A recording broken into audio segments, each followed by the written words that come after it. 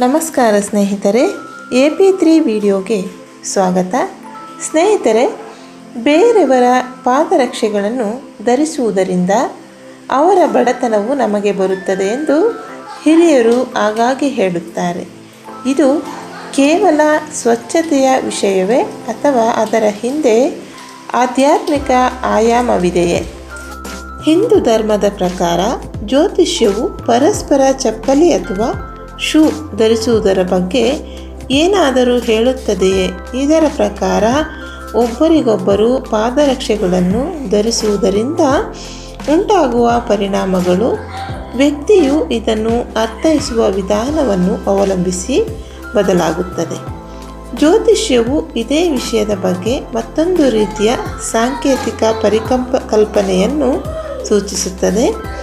ದೇಹ, ಆತ್ಮ ಅಥವಾ ಕರ್ಮಕ್ಕೆ ಸಂಬಂಧಿಸಿದ ಋಣಾತ್ಮಕ ಪರಿಣಾಮಗಳು ಒಬ್ಬ ವ್ಯಕ್ತಿಯಿಂದ ಇನ್ನೊಬ್ಬರಿಗೆ ಹರಡುತ್ತವೆ ಎಂದು ಹೇಳುತ್ತದೆ. ಇದು ಪರಸ್ಪರ ನೋವು ಮತ್ತು ಸಂತೋಷವನ್ನು ಅನುಭವಿಸುವುದನ್ನು ವಿವರಿಸುತ್ತದೆ. ಜ್ಯೋತಿಷ್ಯದ ಪ್ರಕಾರ ಕರ್ಮವು ವ್ಯಕ್ತಿಯ ಜೀವನದಲ್ಲಿ ಅನೇಕ ಮಾರ್ಗಗಳನ್ನು ತೆರೆಯುವ ಅಥವಾ ಮುಚ್ಚುವ ಮುಖ್ಯ ಅಂಶವಾಗಿದೆ. ಹಿಂದಿನ ಜನ್ಮದಲ್ಲಿ ಮಾಡಿದ ಕರ್ಮಗಳು ಪ್ರಸ್ತುತ ಜೀವನದಲ್ಲಿ ಫಲಿತಾಂಶಗಳನ್ನು ನಿರ್ಧರಿಸುತ್ತವೆ. ಆದರೆ ಕೆಲವು ಸಂದರ್ಭಗಳಲ್ಲಿ ಬೇರೆಯವರ ಕರ್ಮ ನಮ್ಮ ಮೇಲೂ ಪರಿಣಾಮ ಬೀರಬಹುದು. ನಾವು ಇತರರ ಪಾದರಕ್ಷೆಗಳನ್ನು ಅವರ ಅನುಮತಿ ಇಲ್ಲದೆ ಧರಿಸುವುದರಿಂದ ಅವರ ಕರ್ಮಫಲವು ನಮ್ಮನ್ನು ಆವರಿಸುತ್ತದೆ. ಅದೇ ಸಂದರ್ಭದಲ್ಲಿ ನೀವು ಅವುಗಳನ್ನು ಕದ್ದು ಬಳಸಲು ಬಯಸಿದರೆ ಅದು ನಿಮ್ಮ ಸಂತೋಷ ಮತ್ತು ಶಾಂತಿಯನ್ನು ಕಸಿದುಕೊಂಡಂತೆ ಆಗುತ್ತದೆ. ಹೀಗೆ ಮಾಡುವುದರಿಂದ ಜೀವನದಲ್ಲಿ ಸಿಗಬೇಕಾದ ಅದೃಷ್ಟವು ಕಡಿಮೆಯಾಗುತ್ತದೆ. ಆಧ್ಯಾತ್ಮಿಕವಾಗಿ ಇದು ಶಾಪವಾಗಿ ಪರಿಣಮಿಸುತ್ತದೆ. ನೆಮ್ಮದಿಯ ಕೊರತೆಗೂ ಕಾರಣವಾಗುತ್ತದೆ. ಇದನ್ನು ಕರ್ಮಚಕ್ರ ಎಂದು ಕರೆಯಲಾಗುತ್ತದೆ.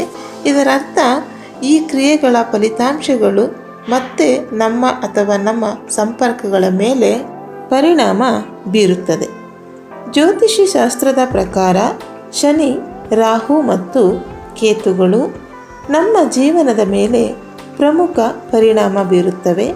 ಒಬ್ಬರು ಶನಿ ಅಥವಾ ರಾಹುವಿನ ಪ್ರಭಾವದಲ್ಲಿದ್ದರೆ ಅದರ ಪ್ರಭಾವವು ಇತರರ ಮೇಲೂ ಬೀಳಬಹುದು. ಆದ್ದರಿಂದ ಒಬ್ಬರ ಅನುಭವಗಳು, ಸಂಕಟಗಳು ಇತರ ಜನರ ಜೀವನದಲ್ಲಿಯೂ ಸಹ ಕಾಣಬಹುದು. ಈ ಸಂದರ್ಭದಲ್ಲಿ ಪರಸ್ಪರ ಚಪ್ಪಲಿ ಅಥವಾ ಶೂ ಧರಿಸುವುದು ಗ್ರಹಗಳ ಮೇಲೆ ಪ್ರಭಾವ ಬೀರುತ್ತದೆ. ಆ ಚಪ್ಪಲಿಗಳನ್ನು ಧರಿಸಿದವರು ಮಾಡುವ ಅಶುಭ ಕಾರ್ಯಗಳು ಇತರರಿಗೆ ಪ್ರಚಂಡ ಫಲಿತಾಂಶವನ್ನು ತೋರಿಸಬಹುದು. ಸಾಂಪ್ರದಾಯಿಕವಾಗಿ ಒಬ್ಬರ ಚಪ್ಪಲಿಗಳನ್ನು ಧರಿಸುವುದು ಋಣಾತ್ಮಕ ಫಲಿತಾಂಶವನ್ನು ಅಥವಾ ಕರ್ಮದಲ್ಲಿನ ಪರಿಣಾಮವನ್ನು ಪ್ರತಿನಿಧಿಸುತ್ತದೆ. ಇದು ಆಧ್ಯಾತ್ಮಿಕ ಕಷ್ಟ ಸಂದರ್ಭಗಳ ಬದಲಾವಣೆ ಅಥವಾ ಒಟ್ಟಾರೆ ಜೀವನ ಶಕ್ತಿಯ ಮೇಲೆ ಪ್ರಭಾವವನ್ನು ಸೂಚಿಸುತ್ತದೆ. ಚಪ್ಪಲಿ ಪ್ರತಿಯೊಬ್ಬ ವ್ಯಕ್ತಿಯ ಸ್ವಾತಂತ್ರ್ಯ ಮತ್ತು ಸಮೃದ್ಧಿಯನ್ನು ಪ್ರತಿನಿಧಿಸುತ್ತವೆ. ಅದೇನೆಂದರೆ ಪಾದರಕ್ಷೆಯನ್ನು ಕದ್ದದ್ದರಿಂದ ಆ ವ್ಯಕ್ತಿಯ ನೋವು, ಕಷ್ಟಗಳನ್ನು ಬೇರೆಯವರು ತೆಗೆದಿದ್ದಾರೆ ಎಂದರ್ಥ. ಅಂದರೆ ಆರ್ಥಿಕ ಸಂಕಷ್ಟಗಳು, ಸಾಂದರ್ಭಿಕ ಪ್ರತಿಕೂಲತೆಗಳು ಅಥವಾ ಯೋಗಕ್ಷೇಮದ ನಷ್ಟದ ದಿಕ್ಕಿನಲ್ಲಿ ಫಲಿತಾಂಶಗಳನ್ನು ಕಾಣುತ್ತಾರೆ.